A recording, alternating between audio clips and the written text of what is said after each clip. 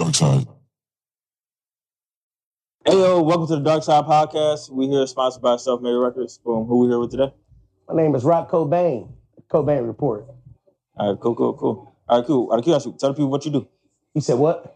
Tell the people what you do and what you about. So I'm a producer, I'm an engineer, I'm a podcaster. We got the #1 African-American owned urban podcast in the city of Detroit. The Cobain Report, owned by 2 young black men right here from the city of Detroit. Shit. All right, for sure. Sound good as hell. When did you start this? So we started podcasting. We started the show. So we've been producing, running around the city for years, like since probably like 2005, 2006 as producers. And then we migrated, as we started to get older, we migrated into owning a record label called Baby Maker Music Group. Went from Baby Maker Music Group to decide to start a podcast in 2023 because we noticed that it wasn't a bridge, right? So it's either you do hip hop, either you do gospel, or you do jazz or whatever. We noticed it was nobody in the city bringing them all together, right? You got different urban podcasts, but they kind of just bring or focus on hip hop or the Detroit rap scene or the R&B scene. We decided to bridge and have a little bit of everything. So you might find a pastor on my platform. You might find a heroin addict that's recovering. You might find, you know what I'm saying, a lot of different things. Real street, ghetto, city talk, but we love to bridge the church, hip hop, and all things that come to entertainment and music for sure. It's crazy. What's the craziest thing you had in the pod? Craziest. Like me personally, my pod, you want to know the craziest thing? Yeah. Craziest, wild thing. It was crazy. The only crazy thing that made it crazy is I was finding this shit out. Like real time? Yeah, in real time. Like, oh, this is what you do? Yeah. All right, so really, I think you're also on the beat mine. But basically, I had a pastor come on there. So he's talking about pastor, and then he said he was gay, and he's a gay pastor. Oh yeah, in a congregation. I was like, yeah, and I'm a preacher's kid, bro. They be on that. Them niggas be gay, bro. And the nigga, no, he's openly gay. Yeah, for sure. He was like, oh, no. Praise the Lord. No. I was like, what the fuck? The Lord ain't happy, bro. The Lord don't want to see that. But you gotta think. The Lord don't want to see a lot of any of y'all bullshit y'all be doing. I ain't mad at nobody for what they do and for them being themselves, bro. Be your authentic, real self, whatever that is for you. But what I do believe is there is a place and a time for everything when it comes to certain stuff, bro. However you live, like we can't smoke weed openly at church. We can't drink openly at church. So whatever your sin is, you should leave that at the door. In church? Yeah, but the way you move and your mannerisms, they should line up with where we at. That's all. I ain't tripping about whatever you do in your proclivity. I don't care what a nigga do in their bedroom because I ain't in there with them. But when we come outside, you gotta be accountable and stand up like a stand-up citizen. You ain't gotta be a stand-up man. Just be. This nigga give me OG lectures right now. This would be a good vibe. This would be a good one. You hear me? You gotta be a good man. If nothing else, bro, when you come outside that bedroom, you gotta stand for something. You gonna fall bottom for anything. This nigga said, basically said, you can be gay. Toughen up, nigga. But when you in church, you gotta present yourself, bro, in a certain way in the Lord's house, bro. God ain't actually come as you are with that. No. All right, but basically, wildest episode. Okay, so the wildest thing that we ever had, I would say, is 2 things. The first one is gonna be, we had a witch that came on, and she was talking about how they would pay her to put spells on a pastor's extra women or concubines, like the wife was paying her to put spells on them. And then the other one I would say would be Dogface. When Dogface stepped on, Dogface just came on that mug, put $10,000 on my table and was like, hey, I'm putting this up against blah, blah, blah, blah. Our inbox ain't never stopped banging ever since he came on there, bro. We done fell out with niggas over that Dogface interview and everything, but I fuck with Dogface, bro. Dogface a real nigga. He keep it 100, bro. You know what I'm saying? So sometimes you gotta take what will come with this podcast and like, bro, you gonna lose some friends for sure. I feel like in the media, and me personally, I feel like in this media shit, dog, like even I told Self-Made this when we first started working with each other, like heavily like this. Yeah. I said, like, bro, like my heart is not with none of these niggas. Like and you gotta think, even in the rap game, they be doing that fake, you my brother. Yeah, no. Like I be thinking about all that shit. Like, bro, I am not in this bitch looking for friends. Like all that bullshit, niggas mad about whatever. Like that shit is for the birds. The biggest. To me, none of that shit touched me. Out of curiosity, what touched you, and like how did it touch you? Out of curiosity. So the biggest thing I would say is Tone gave me a lesson not too long ago. Tone. That nigga said, I asked the nigga, I said, bro, what's the biggest lesson that the music business or entertainment has taught you? He said that none of these people are your friends. You can't rely on any of them. You know, he had a record deal and some things that started going tough for him. He was calling and people weren't answering. He like, bro, ain't none of these people your brothers. So what I learned and what that did for me was I worked my business with my family. You know what I'm saying? I started this with my brother and my cousin. So I didn't move outside of that because those are people that I can trust. You feel me? My brother I've been rocking with 35 years. I ain't worried about him ever switching up. I ain't worried about nothing going on. So the one thing I would say is don't come in looking for friendship. Either bring your team with you that you really trust, or you got to stand on this shit yourself, bro, and really put on for yourself. Work it yourself all day, all night. Because ain't nobody going to work your dream like you work your dream. Ain't nobody going to work your business like you work your business, bro. But I want to know the bullshit that came with the, because you said some people, they start acting certain, like even me, I reacted, I do music reactions. Yeah. And I react to a couple of people's music. Yeah. It's like, you a dick sucker. I was like, nigga, what the fuck? No, so nigga, I didn't like the smell. What the fuck are you talking about? Nigga, fuck. I'm not trying to be your friend. Like me, I came from that perspective. It's like if I had dog face on, I was like, I don't give a fuck. Nigga did. So I think the craziest thing is that we was brought up in a try. I don't know if I'm gonna just talk about it. It's a court case going on right now that our podcast was brought up on because of some things that were spoken on the podcast, and they used some of ours as evidence. So I think that to me is one of the things that I feel like comes a dumbass rapper said some dumb shit and incriminated his own self. Is that what it was? Basically, a dumbass rapper incriminated himself. This nigga like Caesar. This nigga, we put it on the floor. This nigga know how to get the answers. So look, a dumbass. I won't say a dumbass. What I say is, I say this, bro. Yeah, I don't know the nigga. You got hairs in these. I'm telling you, I got hairs. Low key, I was locked up with the nigga too, bro. I was locked up with the nigga. So I know the nigga. The nigga is he.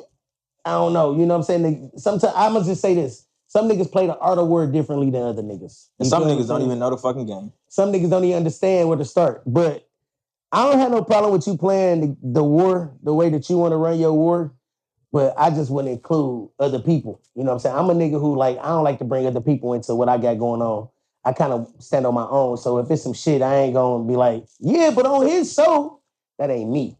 But I can't speak to what other people do. You know what I'm saying? Oh, hell yeah. Oh, my goodness. You talking about, me being a cameraman, definitely people be trying to put me inside little bullshit. I'll be like, oh, yeah. You know what I do? Oh, yeah. I ain't gonna lie, you probably try to be cool with these niggas. I say, I'll call the police. No, I definitely no bullshit. I'd be like, I do not give a fuck. I am not no gangbanger. I got no street cred like that. So really, if you a grown man, you know that shit don't mean shit at the end of the day anyway. So I was having this conversation with a female the other day, and I was talking about how back in the day, things would be a certain way, or I would blah blah blah blah blah. Yep. I was just having a conversation with a female the other day, and we was talking about how when you get to a certain age, you just want to make it home to your family. You don't really care about the politics. You don't care about what people think. You don't care about what people misjudge you on. A dude like me, I feel like I don't really have nothing to lose by saying all right, bro, you got it. You know what I'm saying? Because I'm going to get back to the crib. I got this. This is my one thing I always say, bro. I don't argue with niggas that we don't go to the bank the same day. You feel me? I go to the bank every day I want. Certain niggas go to the bank on the 1st, the 3rd, and the 15th. We don't even go to the bank the same day. So we really don't have nothing to even argue about because, nigga, I ain't go see you where I hang out. I can go right now. Some niggas got to wait, right? I ain't getting into disputes and all that, nigga. Listen, bro.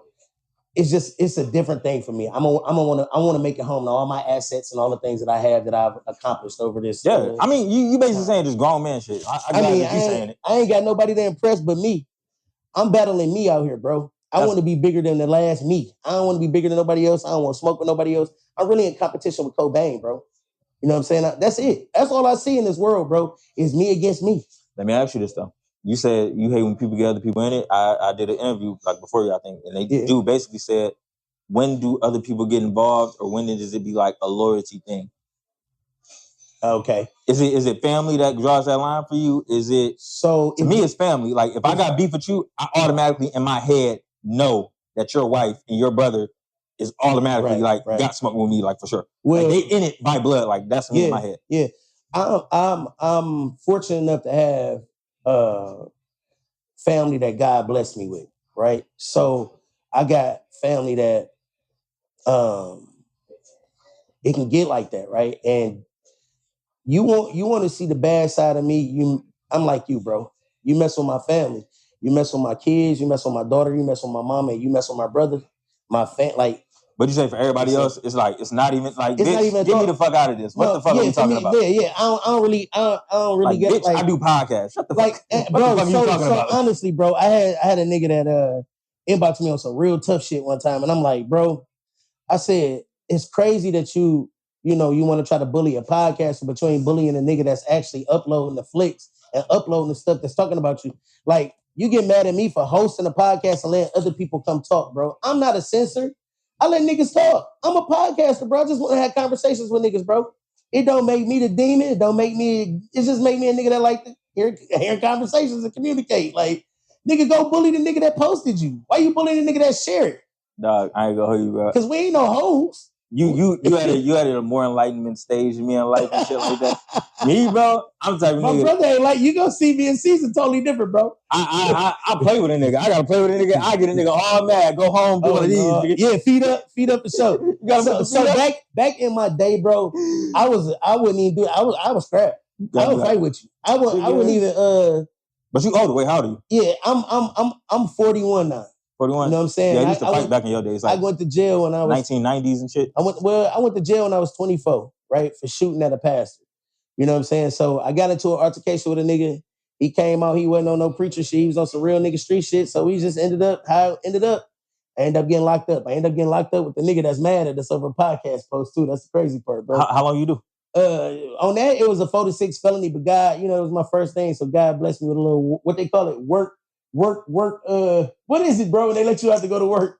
I was out, work program. I was in and out going to work. You know what I'm saying? I would do weekends. So I really got blessed on that situation. I wasn't supposed to though, but God bailed me out of that one, bro. Just like, that's why you got to go with God. You hear me?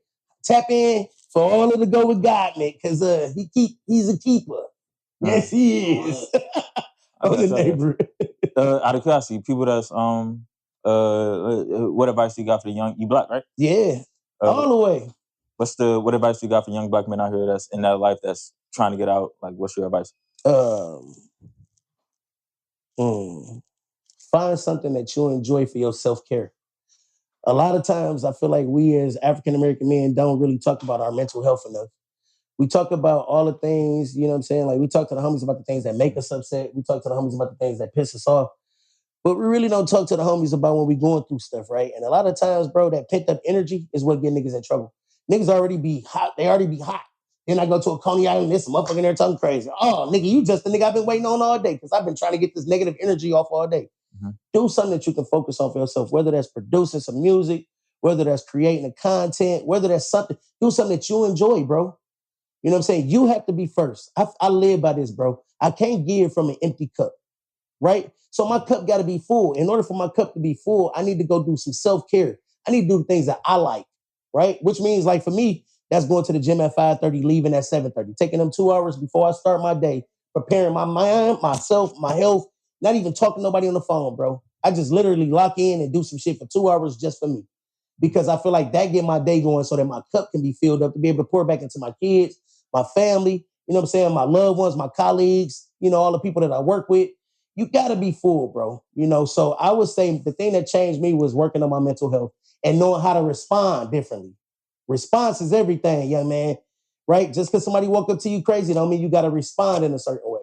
Yeah, response is everything, man. How you respond to things is basically, to me, that's the key to the game. Somebody could come in, rah, rah, rah, rah, rah. But bro, your response is everything. It's, you know what?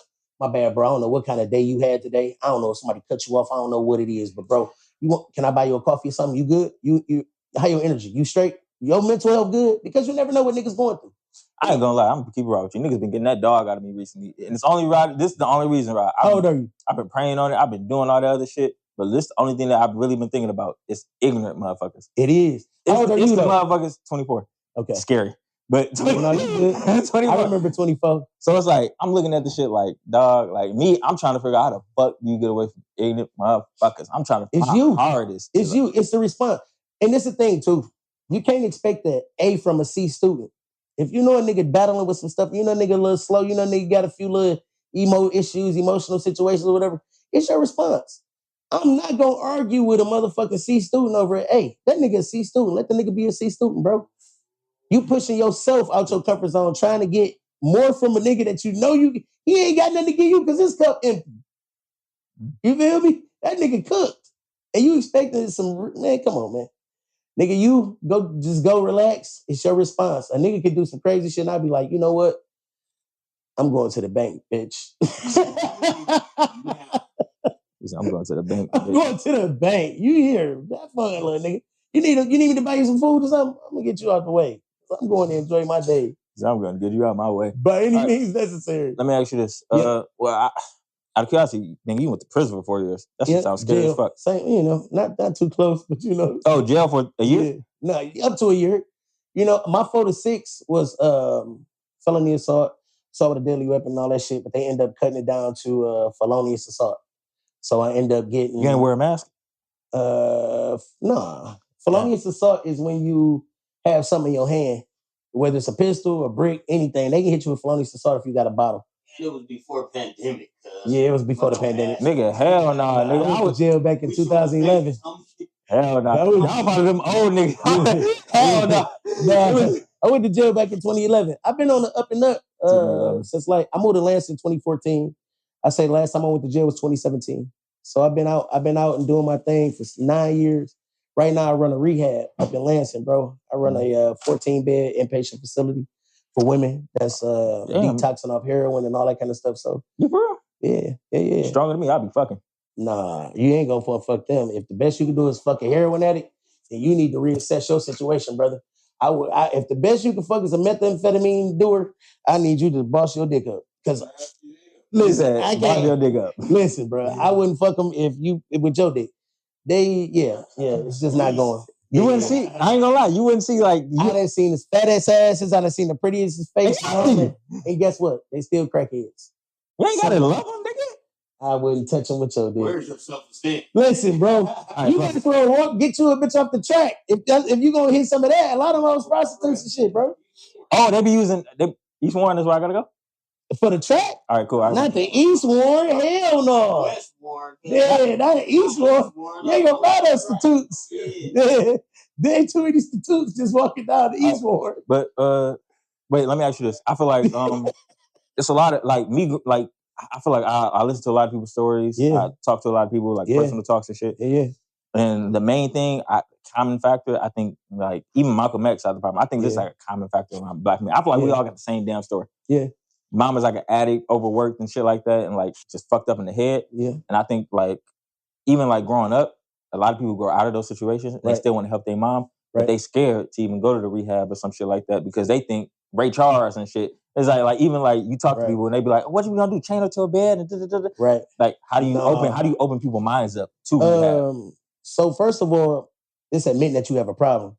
A lot of people don't like to admit that they have any kind of problem with anything, bro. Admitting is the biggest step, but it's the biggest step for you too. Because you have to literally say, bro, I got a problem with something, right? So once you get past that, now we talking about restructuring and we rebuilding. You know what I'm saying? That means breaking up foundation so you can get grounded again, right? You got to break up that foundation, bro. Once you break that shit up, then your mind starts. This the first thing my clients say to me sometimes when I know it's starting to work. They be like, I just don't know why I'm just so angry. Damn, man. I got these feelings and shit again. Because they done numb themselves out so long, they ain't had feelings. So now they feeling that a bitch pissing them off. Now they understand that like, damn, this bitch stank. I'm uncomfortable with the smell. Like just certain stuff, you know what I'm saying? Like that's the first thing that I know when my clients are on the way back. Because they be like, man, these feelings just coming out of nowhere. And I've been numb so many years. I don't know how to deal with this. This is the worst part of recovery. Dealing with yourself, looking in the mirror, dealing with that shit that you didn't avoid it by getting high so long. Because that's when you get to the emotional shit. That's when you get to the real shit, the core of what's really wrong with you, bro. But we here. Was you ever addicted to anything? I used to fuck with Xannies and opiates. That was my shit. I would fuck with narcos. I would fuck with all that. You know what I'm saying? You would catch me. I was a Xanny head. Because black people, we don't want to hear it unless it comes from the horse mouth. So I dealt with addiction for sure. I still have. It's every day when you in recovery, bro. It ain't just to like you done, nigga. You fighting that shit every day. Nigga, Xanax I ain't so much, but nigga, every now and then I want me a goddamn narco. So it's a still fight every day to be like, nah, I ain't gonna fuck with that. You know what I'm saying? Because it's how you want to move. Plus, you don't know what they put in these pills and shit nowadays, bro. It ain't like it was when I was getting high. These motherfuckers making shit out of anything, putting fentanyl and everything. It ain't worth the juice, ain't worth the squeeze. I pray to God I never know what any of these drugs are. Yeah, for Father God, in the name of Jesus, it's Cobain again. Say no. I'm good, bro. Thank you so much. Yep, thank you, brother.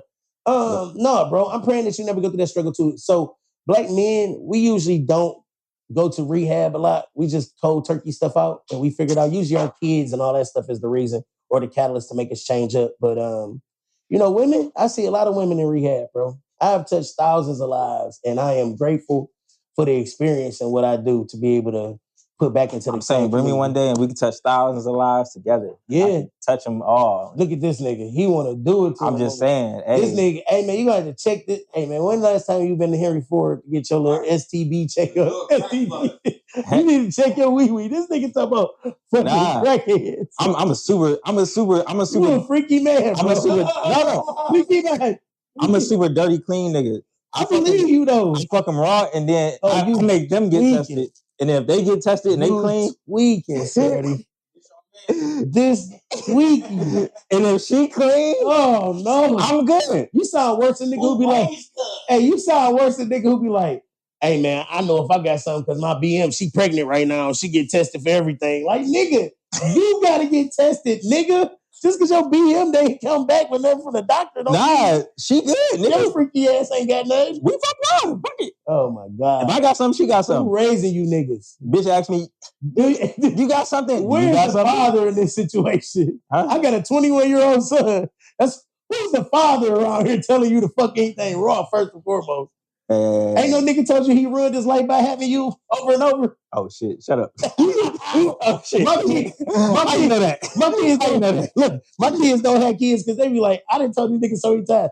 My life was. But no, I ain't gonna lie. I'm 24 right now. You. I'm 24 right now. I feel like I don't know. I feel like I'm getting at that age. Like I'm trying to do that shit. I ain't gonna lie. I gotta find the right parent. bitch. You want to be a parent right now? Yeah, I'm gonna do that shit for sure. Nah, that nigga said you ain't never been burned before. I think ain't nothing wrong with parenting. Nah, I only got burned. If you had a financial place where you can really lock into that shit, and the I ain't gonna lie, I'm biased on that shit because I grew up broke. Yeah, but you wanna do the same, perpetuate the same cycle. I'm gonna get rich. I'm straight. You are gonna, and this is what I was gonna say. To be 24, you are doing great, and you are ahead of a lot of people when it comes to thinking about content and being like forward, right?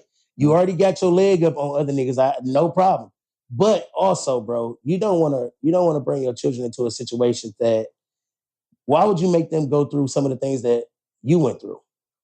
You know, for me, nigga, they gonna go to the same planet I went on, nigga. Like it's the same shit out here, nigga. Mm-hmm. So they got me, nigga. They got me. I got 3 boys and 1 girl, so I feel you. I take care. Be true right now. Be real right now. Yeah. Would you rather your kids grow up with you or money?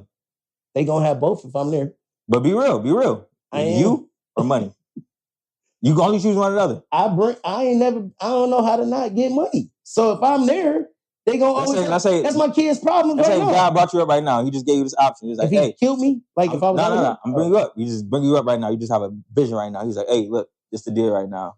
Devil on my ass, like you the new Job, some shit like that. Hey, you making a deal right now. Right. All right, look, you wanna have your kids be with you or just money. But when you die, boom, you go away, nigga, or I'm gonna do something with you. You're just not gonna be with the kids, boom, they're gonna have a whole bunch of money, but if they be with you, nigga, no money. Every time you get at least more than a certain amount of money in your bank account, it's gonna disappear, nigga, somehow, some way, nigga. On some Job type stuff. Some Job type stuff. In that situation, because I don't know, bro. I've always had my children, even before I became successful or was able to. Yeah, so even before I was able to build any kind of success, bro, you know, I've been parenting since I was 19. My first child I took care of I was 17.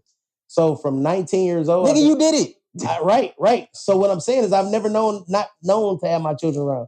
Whether I was broke or rich or successful, I still had my kids around.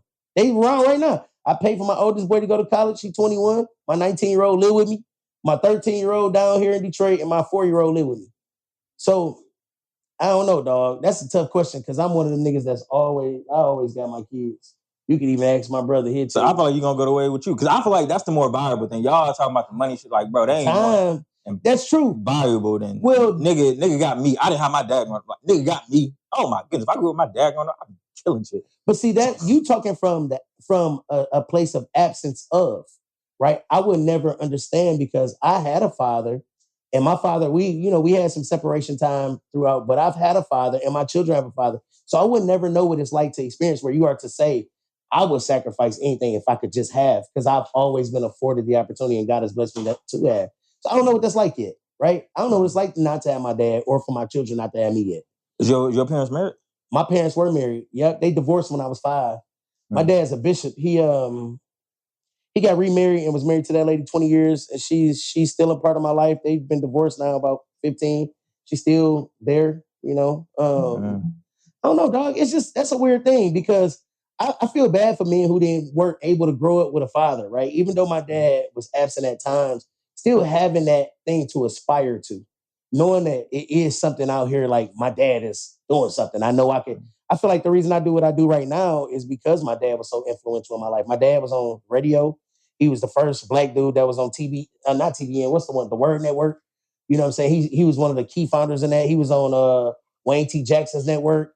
He started his own groundbreaking thing. So he's always been a dude that, he was one of the key founders in the Full Gospel Baptist Fellowship organization. So he's always been somebody I aspire to. So I wouldn't know what it's like to not, have that. I think that's the thing that keeps me driven, to be honest. And then my sons see me and they work and they know that this out here because they see me building up brick by brick. Me and my brother building this thing from the ground, bro. And once you talk to that nigga, you got a whole different perception on his vibe, Let me ask you this. It's the Cobain Report. Nah, I got that too, but we're gonna get into some bullshit. Kid L. Yeah. Boom. Nigga saying that nigga is a culture vulture, the blah, blah, blah, blah, blah. We the podcasters out here, nigga. So it's like, what's your opinion on the nigga? Why you laughing, nigga? It's a tight one. So first and foremost, I think if the nigga was black, niggas would not have a problem with the nigga. So I'm gonna say this, and I'm gonna keep it G. I'm gonna keep it funky, all the way funky. At one point in time, I did feel as if I won't say a culture vulture because that's kind of extreme. I think that, like you said, if he was just a different color, right? Because the thing about Kid Ill is he has a lot of knowledge about hip hop. He's really he used to be a musician before. I think he was like a drummer or a trumpet player. That nigga was a drummer for some bullshit, bro. You give this nigga too much credit. No, doing shit. I'm a drummer too. I play drums at church, right? So he wasn't no drummer in no black church, bro. He was a drummer for a white. Right. But having that musical understanding, you get in the circles. You rub elbows with people. You learn different things. So am I going to call him a culture vulture? I wouldn't go that far now. At one point in time, I did feel that way though. But a little bit of it could have been. How you feel about the guy now? Now I think that where we are in our career, I just don't really think about him no more. He was like one of the guys that I looked up to him, or I won't say look up. Look up is dramatic because, I didn't start hearing the Kid Ill talk until people started comparing us to Kid Ill. But I wasn't a Kid Ill subscriber or anything before people was like, oh, y'all trying to be Kid Ill or y'all doing like Kid Ill? And I was like, who's that? You know what I'm saying? It wasn't like I was just because I really wasn't in the podcasting loop in Detroit like that. When we started it and we started doing our thing, but this is like I said to you earlier, I feel like the difference between the two is we can have anybody. We can have Marvin Winans, Dietrich Hatton, we can have anybody on ours. They have to stay kind of one-dimensional with theirs. They have to stick to that one niche. And for us, we able to go back and forth and be authentic with it. For years, we stayed in the studio working with a lot of these artists that you see come across the platform because we did R&B, hip hop. I was an engineer in music. So it's organic and real, but also we spent our time in church. We preacher's kid. I'm a preacher's kid. He a preacher's kid. So it's not like we didn't straddle both, but niggas go to church on Sunday and Friday night, we in the club fucking hoes. Saturday, we playing drums. Monday, we motherfucking back at the bar. It's, as you grow up, bro, you grow up in church, but as you grow up, you start to journey out and see what's going on in the marketplace. You still a Christian, right? I'm always going to forever be. All right, but it's do you got any, I wouldn't say gripe, or do you got anything that just don't seem like it don't make no fucking sense to you in Christianity? Or the Bible? I'd be like, dang, I really don't understand that. I don't know. I pray to God for that. I don't understand that part. So I'm a person I'm a dude that lives my life on, if it don't apply, let it fly, right? So I take for me, right, what I believe and what I need for me.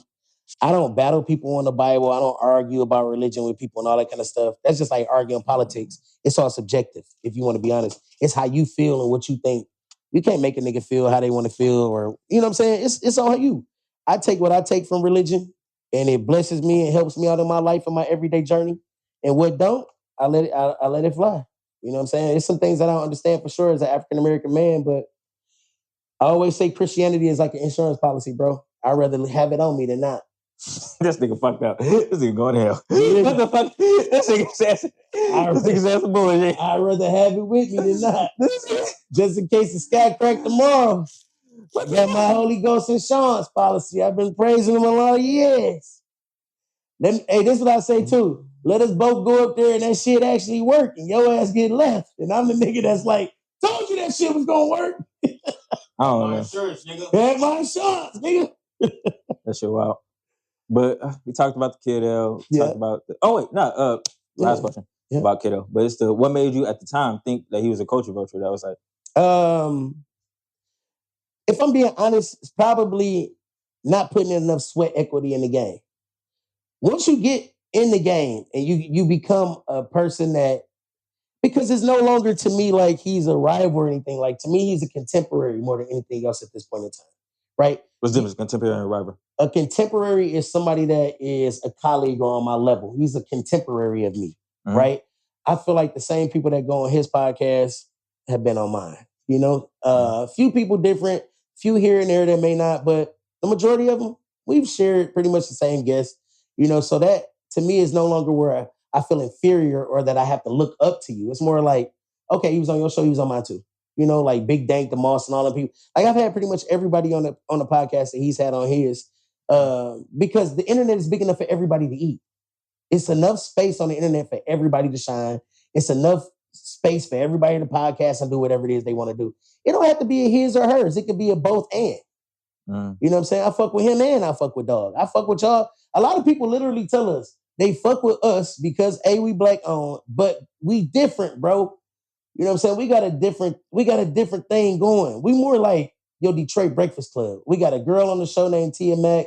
My brother C's on the show. I'm on the show. So it give you like DJ Envy, you know, vibe. It's just different, bro. So there's no point to even like compare. Was clearly different. You know, he sit behind the camera, we on camera, we talking to our people. It's just difference, bro.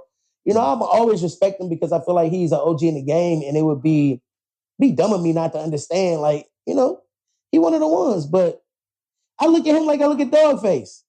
You know what I'm saying? Nigga, it's enough space, and that's Dogface, my nigga. I love Dog. I ain't gonna lie, you on some straight up OG shit right now that you just, I don't know, Nick. I feel like me personally, I'm older though, bro. Yeah, we ain't never had that. We ain't never had that. Like, yeah, I really don't be one. And then on top of it, like, to me, there's no point in having smoke with niggas when you certified in who you are and what you do, the rest of that shit don't be mattering, bro. Yeah, the rest of that shit don't be mattering. That shit don't even be mattering, bro. When you know who you are and you know what God called you to do in whatever season of your life it is, bro, you just be certified. Like, I don't even care what a nigga, like, I'm going to keep posting every Saturday, 8 o'clock. I'm going to keep clipping. I'm going to keep going crazy. And shit, either we'll meet at the top or we'll meet, you know what I'm saying? I ain't gonna lie, this my little strife with the nigga. I don't know why. Like, when I started my camera journey, it was like in 2023. Like, that's when I already had the equipment. Like, I was just heavy, like a nerd, like YouTube videos, buying all this equipment for no fucking reason, never using it. 2023, I just jumped off the porch, started doing the shit. Yeah. And then I used to follow the nigga, and then it was just like he blocked me for some reason. I was like, that's crazy. I was like, what the fuck? And he's like, why the fuck you blocked me? And I was like, I can't see none of this shit on. I was like, what the fuck going on? Yeah. And then somebody went, I told somebody about it, and they was like, oh, yeah, I'm gonna go kid out. And then I was like, yeah, I don't know. That nigga blocked me. And then he went up there, and then he unblocked me. I was like, okay, so what the fuck is like? So the weirdest shit to me, we you know, in the journey, we've corresponded back and forth. We've seen each other live a couple times. In that scenario, people say that nigga was hating. You think that nigga was hating in that scenario? In your scenario? Yeah. I don't know, because DJ BJ still got me blocked, and we friends. He been on the show. But when I was being a musician, I was going crazy with the advertisement, and he blocked me, fair and square. And I feel like a nigga get a chance to do whatever they want to do with their social media, bro. You want to block me, dog? I don't care, nigga. I got your phone number. I talk to you all. Hey, nigga. Oh, but he said I'm he coming blocked to you. get Pizza Cat, nigga. He blocked you for the. He definitely blocked me. And I'm still blocked. And that's, I mean. He just blocked. He just didn't want to see the content. No, not that. It was some way like nigga. We used to blast that nigga with music back in the day when he was really DJing. You know, right now he kind of like immaturity doing their thing, but nah, I earned that block for sure. I don't feel bad about it because nigga, when you passionate about your music or whatever it is, nigga, you gonna hear me, bitch. You gonna hear me. So I earned it fair and square. I got a silly ass question written down. Yep. First time getting twerked on. Twerked on? Yep. I was probably like 6 or 7. I used to go to this school named Bethany Christian right there on the east side on East Warren. And I was fucking with this Chinese bitch and I was... Why did shit get wilder and wilder every sentence, nigga? You don't even... I was 7 if I say this next in part, church. I'm going to say with this an Asian bitch. So I say it's going to be crazier and crazier. What the fuck is he talking about? So we was in... They used to have mass. I was fingering this bitch in mass. And mass? Oh, you talking about like eat the bread, eat the wine shit? Mass is when it. So when you go to Catholic school or private school, y'all had church every day. It's like a mass. Y'all go every day at a certain time. It was when y'all was praying, basically. When they was praying, I was full gospel Baptist, so I ain't believe in the Catholicism, so I wasn't a part. So nigga, we would purposely stand in line how we wanted to sit next to each other. Every time, like, shit, I'm like, hold on, where me and y'all at? Hold on, shit. All right, y'all go ahead. I'm gonna about me and y'all. Nigga, I was sitting there, nigga, I had my little hand in their joint. Nigga, that's the first time I could officially think of being twerked on. I had to be like 2nd grade, nigga. Bethany, shout out to Miss Johnson. Savage. Nigga, live my dream. I ain't gonna lie. I was like in the 1st grade. I seen this little Asian bitch I like, bro. And then boom, that bitch called me weird the next day. Oh, no. I was like, shit. That nigga ran away. I was like, weird. Not this one. I ain't never see her after 2nd grade. I got kicked out that school for fighting too, man. I was beating ass because they was talking about me and I was just going crazy in that bitch. But I don't know, bro. But growing up though, was you a violent kid the whole way? What? Were you a violent kid the whole way through your school, like as a child? What you think? Not violent, but more aggressive, mischievous, aggressive fish. So I started getting nigga, I'm taking that as yeah. So I'm gonna say this, bro. I've always had I've always protected and been like a person who stood up for people that I loved or what I believed in, for sure. And I would probably take that to the point where it'd be extreme sometimes, but. You know, I feel like the past, like I said, 2017, I've been straight. A best friend, like fucking question, like on the other opposite side, do you think that those people would do the same thing for you? Do you think you would trick in any type of manner? So the people who I would go crazy and die about, they definitely do it for me because I'm a person who it's hard to be my friend. I'm not accessible because I work so much in the rehab and I move around. Like my whole focus is Cobain Report and like my kids and all that. I'm not really accessible, bro.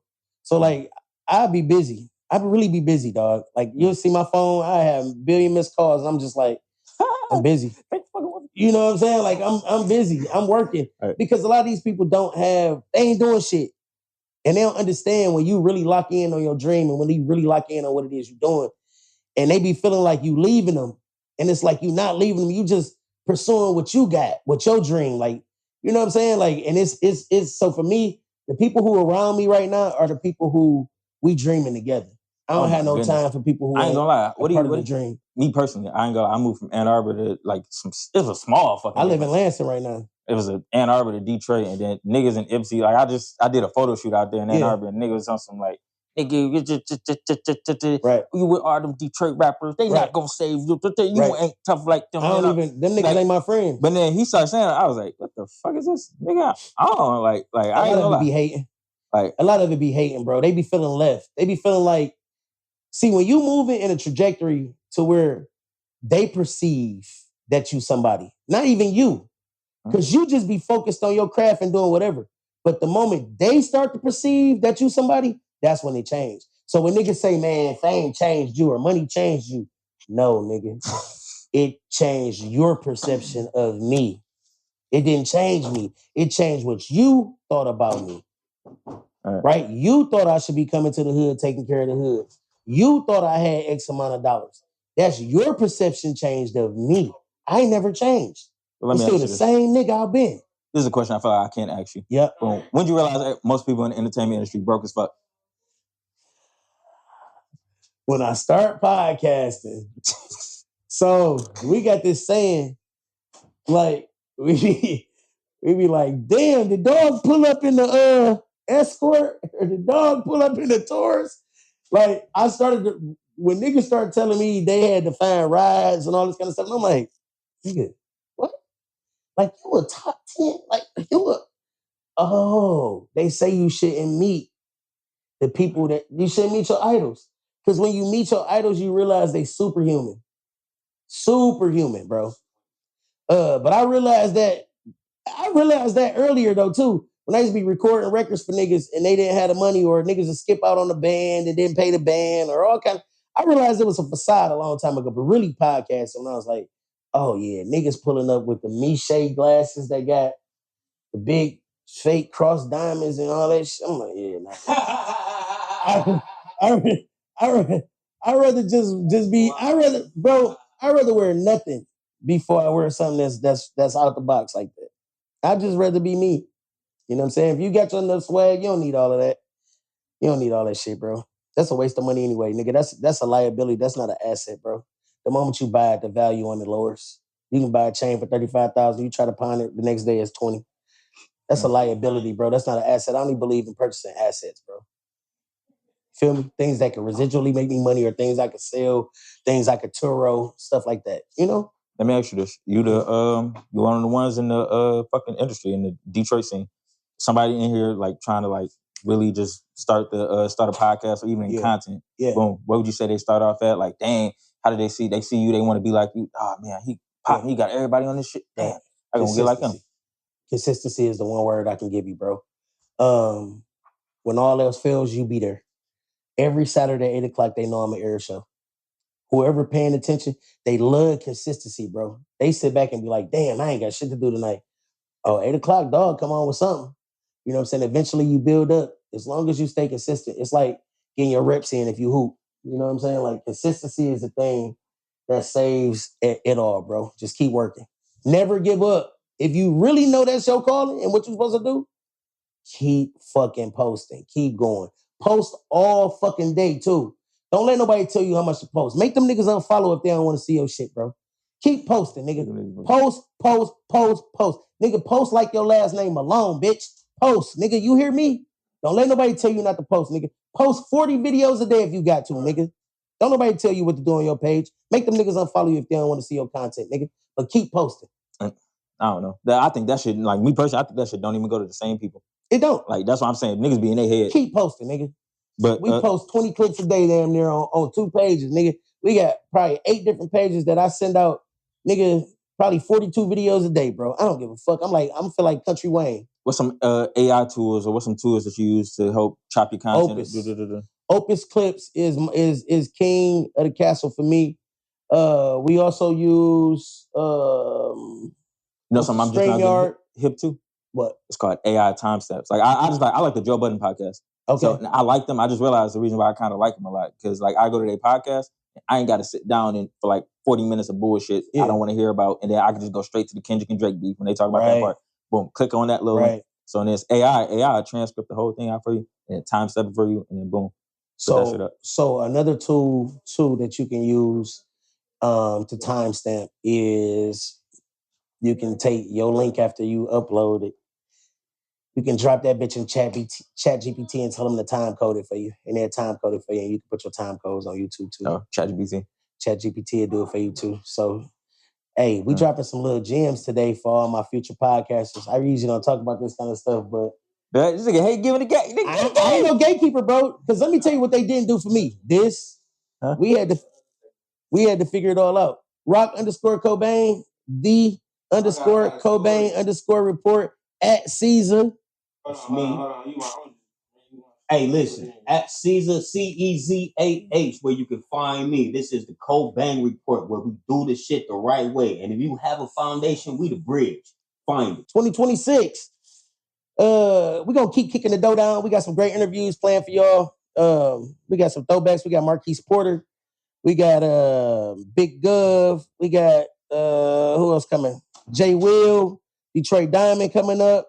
Bro, we got Cell, whole bunch. We got probably about 10 in the can, and we got about 6 already come. We got Street Lord Rook coming up.